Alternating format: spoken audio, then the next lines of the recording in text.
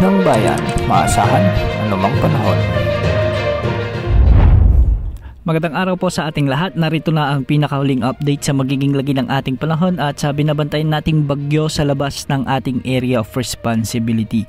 Patuloy ang epekto ng habagat sa kanlurang bahagi ng ating bansa, samantalang patuloy rin nating minomonitor si Bagyong Pudul na huling namataan sa layong 1,595 km silangan ng extreme Northern Luzon. Taglay na nito ngayon ang lakas ng hangin na maabot sa 110 km per hour malapit sa gitna at pagbugsong umaabot sa 135 km per hour. Sa ngayon, kumikilos ito ng pakanluran sa bilis na 20 km per hour. Magpapatuloy ang pagkilos ni Bagyong Pudul o tatawagin natin sa Bagyong Goryo kung sakaling papasok na ito sa ating area of responsibility ngayong gabi o bukas ng madaling araw.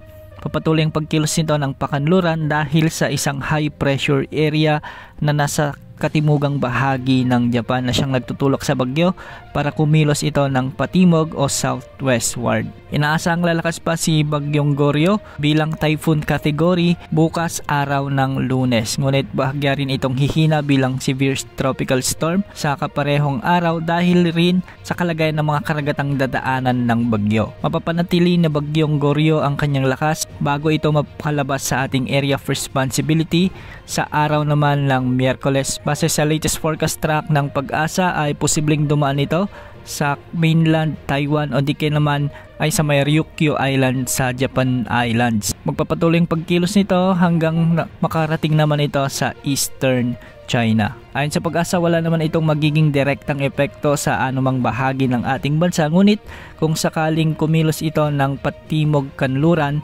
ay posibleng mahagip ng kaulapan o hangin ang extreme northern Luzon, lalo na ang Batanes Island. Antabayan na ng mga susunod na updates ukol sa bagyong si Goryo sa mga susunod na oras. Sa mga oras na ito ay maraming lugar sa northern Luzon ang nakakaranas ng mga kalat-kalat na pag-ulan dulot ng habagat na umiiral sa ating bansa. May mga pag-ulan ngayon sa Ilocos Region, Cordillera Administrative Region at sa kanlurang bahagi ng Cagayan Valley. May mga pag-ulan din sa kanlurang bahagi ng Central Luzon. Maulap na papawirin naman ang inaasahan sa Metro Manila at ilang bahagi ng Mimaropa. May mga pag-ulan din sa Occidental Mindoro at Bicol Region. Samantala sa Palawan naman ay magiging kalat-kalat na mahinang pag-ulan naman ang inaasahan. Sa Visayas, asahan naman ang medyo kalakasang mga pag-ulan sa kanlurang bahagi ng Panay Island at hilagang bahagi ng Negros Island Region.